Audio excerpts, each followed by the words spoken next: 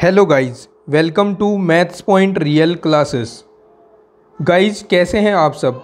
आशा करता हूं कि आप सभी अच्छे होंगे और एग्ज़ाम की प्रिपरेशन में लग रहे होंगे। ये भी आशा करता हूं कि अब तक हो चुके आपके एग्ज़ाम्स सभी अच्छे गए होंगे और आगे आने वाले एग्ज़ाम अच्छे हों, इसके लिए भगवान से मैं प्रार्थना करता हूं। और आपसे ये आशा करता हूं कि आप मेहनत और लगन के साथ पढ़ेंगे, जिससे कि एग्ज़ाम अच्छे से कंप्लीट हो जाए और अंत में आप एक अच्छी सफलता हासिल करें, अच्छा स्कोर आप करके आएँ। चलिए अब बात कर लेते हैं आज की क्लास की। इस क्लास में हम पढ़ने वाले हैं कृषि गणित एवं प्रारंभिक सांख्यिकी, जो पेपर होने वाला है 9 अप्रैल 2022 में। इसके बहुत से इम्पोर्टेंट क्वेश्चंस, एक एक नंबर के, दो दो नंबर के, तीन तीन नंबर के, चार चार नंबर के, 3 नंबर का तो इसमें आता नहीं, 4 नंबर के हमने करा दिए हैं। और आज इस वीडियो में हम इस विषय के 6 अंकों के प्रश्नों को देखेंगे और उनको सोल्व भी कराऊंगा मैं। अगर आपने पहले जो इम्पोर्टेंट क्वेश्चंस हैं वो नहीं देखे हैं तो मैंने सबकी एक प्लेलिस्ट बनाकर और उस प्लेलिस्ट का लिंक डाल दिया है इस वीडियो के डिस्क्रिप्शन में और आई बटन में। अगर आपने वो क्लासेस अभी तक नहीं देखी हैं तो आप देख सकते हैं, वो आपके लिए बहुत ही बेनिफिशियल होने वाली हैं। तो चलिए आज इस वीडियो में हम 6 अंकों के क्वेश्चन देखेंगे। किस तरह के क्वेश्चन 6 अंक में आएंगे एग्रीकल्चर मैथ में 9 अप्रैल 2022 को। देखिए, पहले जो 6 अंकों के क्वेश्चन आते थे वो mean deviation and standard deviation अर्थात माध्य विचलन और मानक विचलन से पूछे जाते थे। लेकिन इस साल 2021-22 में ये चैप्टर सिलेबस में नहीं रखा गया है, इसलिए अब थोड़ा सा चेंज होकर जो 6 नंबर के क्वेश्चन है वो समांतर माध्य से पूछे जाएंगे। ठीक है, स्टैटिस्टिकल एवरेज चैप्टर से पूछे जाएंगे। अब किस तरह के ये क्वेश्चन होंगे, इन 6 नंबर के क्वेश्चंस के लिए कितना काम आपको करना होगा, चलिए अब समझ लेते हैं।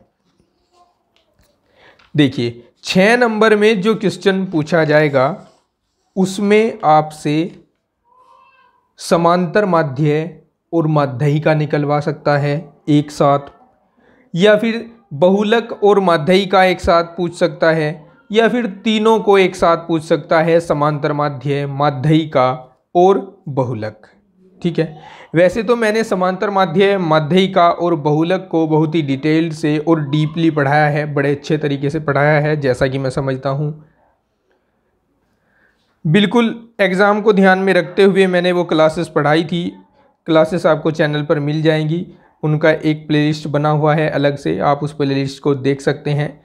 लेकिन आज यहाँ इस वीडियो में हम एग्जाम्पल के तौर पर कोई क्वेश्चन को अटैम्प्ट करेंगे जिसमें समांतर माध्य, माध्यिका और बहुलक एक साथ पूछे जा रहे हैं और उस क्वेश्चन को हम देखेंगे। ठीक है, 6 नंबर में ऐसे ही क्वेश्चन अब की बार आएंगे। ठीक है, जिसमें समांतर माध्य, माध्यिका एक साथ पूछ लिया जाएगा, या फिर माध्यिका और बहुलक एक साथ पूछ लिया जाएगा, या फिर बहुलक और समांतर माध्य एक साथ पूछ लिया जाएगा, या समांतर माध्य, माध्यिका और बहुलक तीनों एक साथ पूछ लिए जाएंगे। मैंने 2 बार ये रिपीट कर दिया है, आप अच्छे ढंग से इनको तैयार कर लेना है।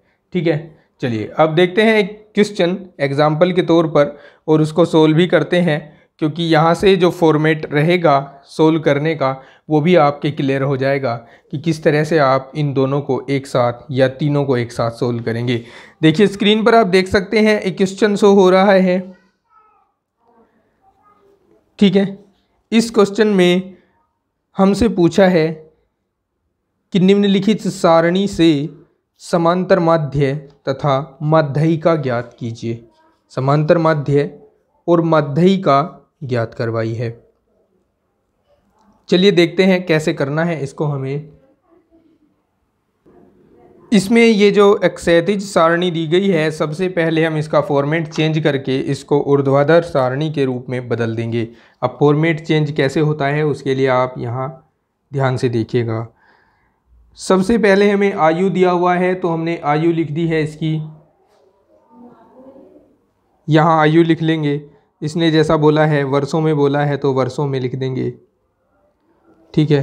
फिर हमें छात्रों की संख्या दी है, छात्रों की संख्या, छात्रों की संख्या, ठीक है। ये दो कॉलम रख लेंगे हम आयु वर्षों में और छात्रों की संख्या के लिए। यहाँ भर देंगे 11, 12, 13, 14, 15, 16, 17, ठीक है। अवर्गीकृत आंकड़े दिए गए हैं और इस तरह की जो श्रेणी होती है वो असतत श्रेणी कहलाती है। 2, 4, 6, 10, 8, 7 और 4, ठीक है। ये छात्रों की संख्या हो गई। अब हमें ध्यान में रखना है कि हमें ज्ञात किस किस को करना है, समांतर माध्य और माध्यिका को ज्ञात करना है। हम चाहे तो इसमें समांतर माध्य ज्ञात करने की प्रत्यक्ष विधि का प्रयोग कर सकते हैं। प्रत्यक्ष विधि में हमें f गुणा x करना होगा, ठीक है। तो प्रत्यक्ष विधि हम समांतर माध्य के लिए प्रयोग करेंगे, इसलिए हम एक कॉलम में f गुणा x रख लेंगे। 11 दूनी 22, डायरेक्टली इनकी गुणा करा देंगे। 12 चौक 48, 13 छिंग 78,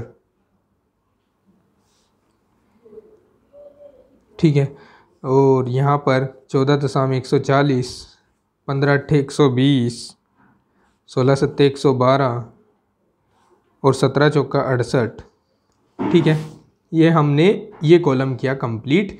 इसके बाद हम यहाँ पर माध्यिका भी ज्ञात करने वाले हैं और माध्यिका के लिए हमें संचयी बारंबारता अर्थात CF की आवश्यकता पड़ती है, क्युमुलेटिव फ्रीक्वेंसी की आवश्यकता पड़ती है। अब ये क्युमुलेटिव फ्रीक्वेंसी है क्या और कैसे बनाया जाता है? देखिए, पहली जो बारंबारता है यहाँ मैंने थोड़ा उल्टा लिख दिया है, इसके लिए मैं माफ़ी चाहता हूँ। यहाँ इसको x कहते हैं और इसको f कहते हैं। ये 2 का एज इट इज़ 2 लिख दिया, फिर 2 में ये 4 जोड़ा, ये 6 आ गया, 6 में 6 जोड़ा, 12 आ गया, 12 में 10 जोड़ा, 22 आ गया, 22 में 8 जोड़ा, 30 आ गया, 30 में 7 जोड़ा, 37 आ गया, 37 में 4 जोड़ा तो 41 आ गया, ठीक है। यहाँ जो सभी बारंबारताओं का जोड़ है वो भी 41 ही आता है।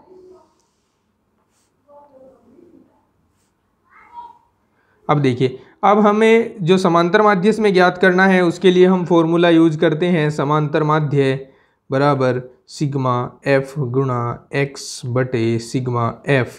तो इसके लिए हमें सिग्मा f गुणा x तो ज्ञात करना होगा, अर्थात इन सभी का जोड़ ज्ञात करना होगा। सभी को जोड़ लेते हैं।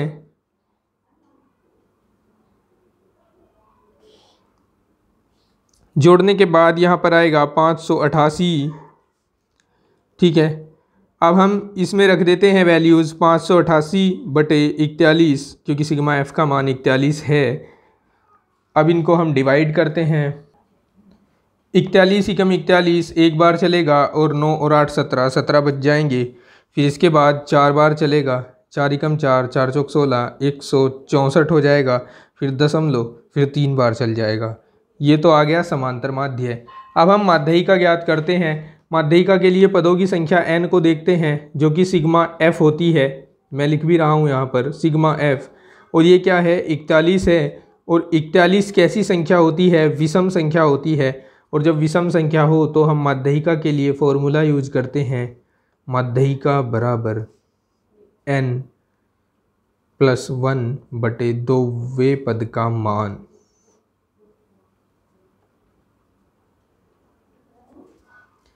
यानी 41 + 1 बटे 2 यानी 42 बटे 2, 2 से डिवाइड करेंगे, 2 दूनी 4, 2 एकम 2, 21, 21वां पद, ठीक है। 21 को आंसर मत लिखाना बच्चों, 21वां पद। अब आप देखेंगे कि 21वां पद किस संचयी बारंबारता के अंतर्गत आता है, तो हम देख रहे हैं 22 के अंतर्गत 21वां पद आता है।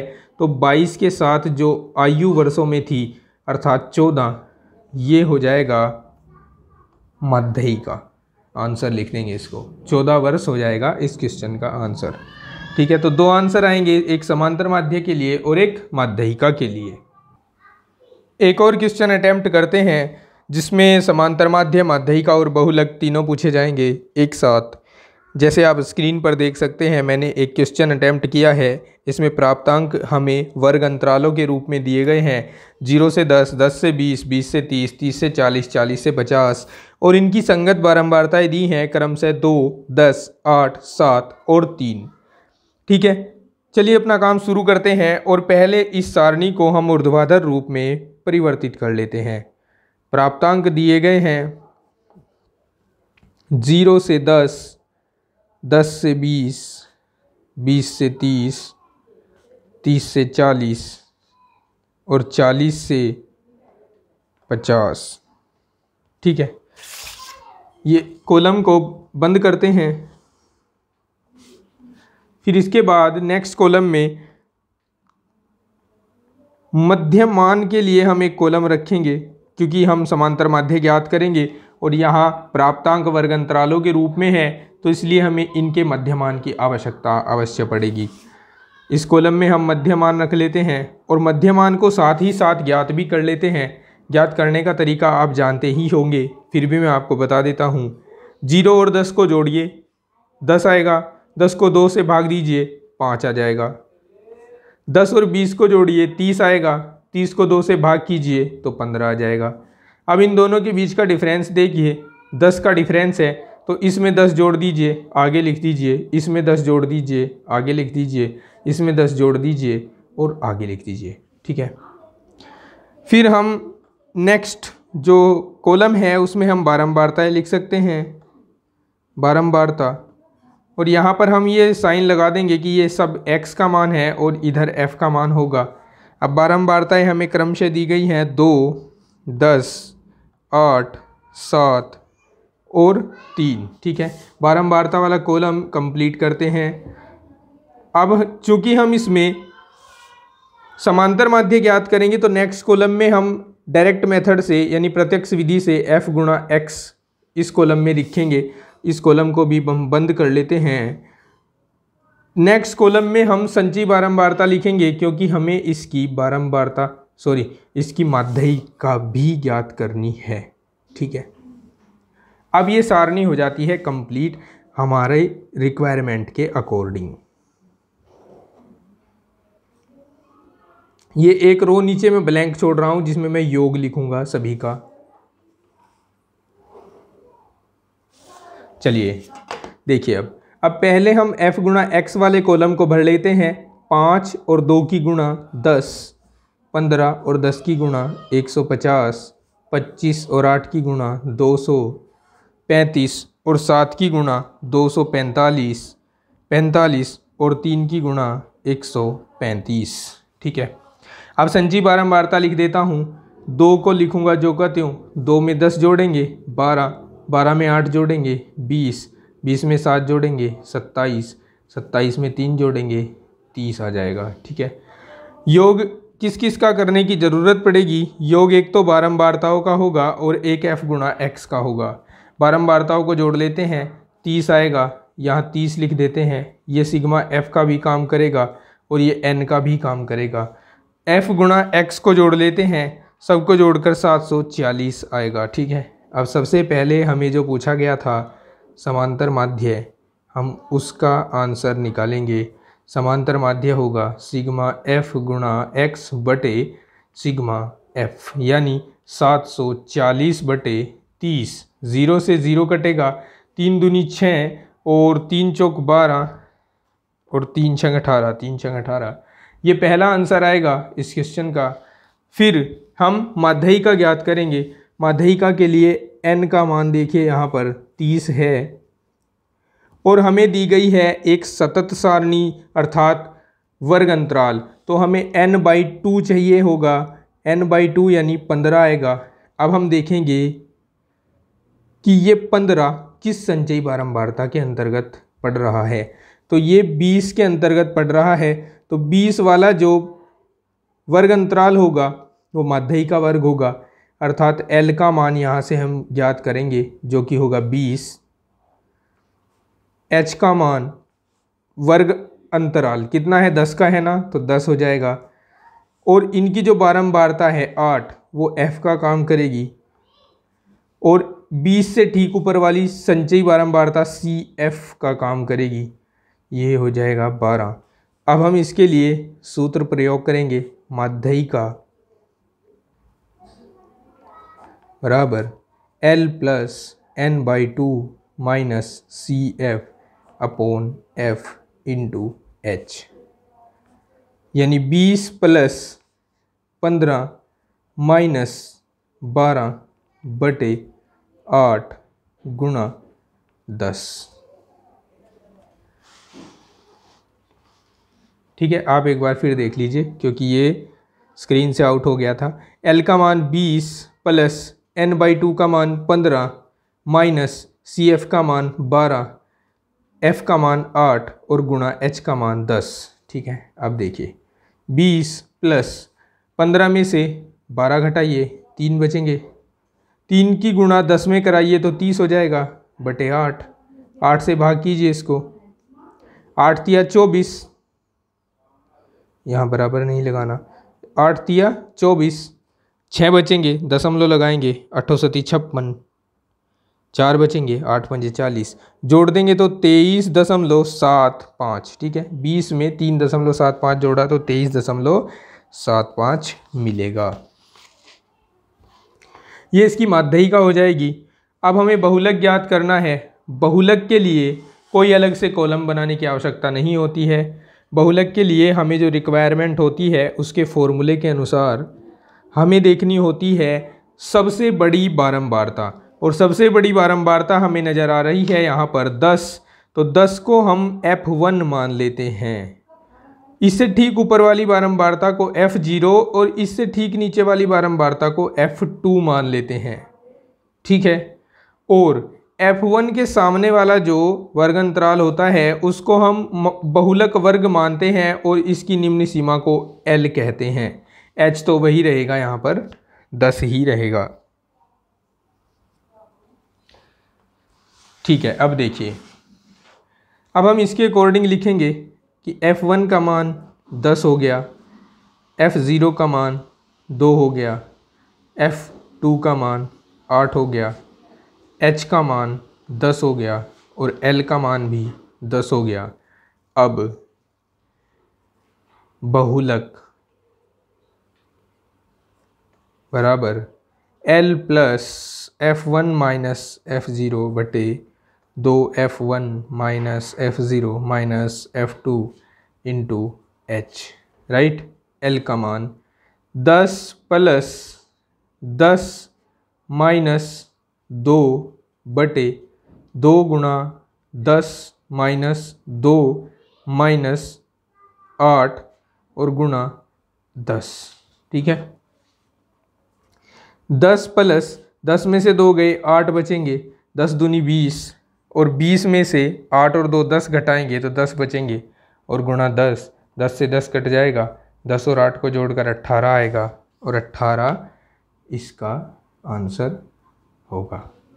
ठीक है, इस तरह से आप जब तीनों पूछे जाएंगे तो ज्ञात कर सकते हैं बहुलक, समांतर माध्य और माध्यिका को। अब मुझे नहीं लगता कि मुझे इसके जैसे और क्वेश्चन आपको बताने चाहिए, क्योंकि प्रीवियस क्लासेस को भी अगर देखें तो हमने ऐसे बहुत से क्वेश्चन उसमें किए हैं।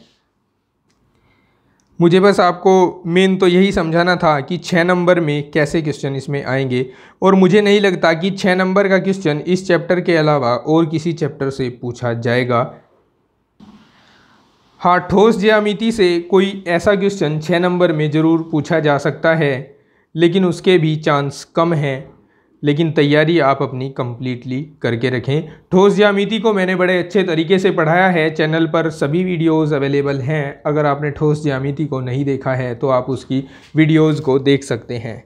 आपकी कोई भी क्यूरी, कोई भी डाउट, कोई भी क्वेश्चन ऐसा हो जो सोल्व नहीं हो पा रहा हो, आप हमें कमेंट सेक्शन में लिखें या फिर डिस्क्रिप्शन में दी गई ईमेल आईडी mathspointsre51@gmail.com पर आप किसी भी क्वेश्चन या अपने डाउट का फ़ोटो खींचकर सेंड कर सकते हैं, यानी हमें ईमेल कर सकते हैं।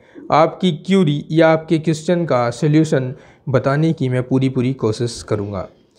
चलिए गाइस, मिलते हैं नेक्स्ट वीडियो में। तब तक के लिए अपना ख्याल रखिए, हंसते मुस्कुराते रहिए, क्योंकि इससे आपका माइंड फ्रेश होगा, और माइंड फ्रेश होगा तो आप अच्छे तरीके से पढ़ पाएंगे, अच्छे तरीके से पढ़ेंगे तो स्कोर अच्छा करेंगे और एक बेहतरीन सफलता आपके हाथ लगेगी। टेंशन बिल्कुल नहीं लेनी है, बर्डन नहीं लेना है, मज़े लेकर सब्जेक्ट्स को पढ़ना है, क्योंकि तभी आप उसको लंबे टाइम तक याद रख पाओगे। तो चलिए फिर, वीडियो देखने के लिए आपका बहुत बहुत धन्यवाद। मिलते हैं अगली वीडियो में, तब तक के लिए take care, bye bye, have a nice day.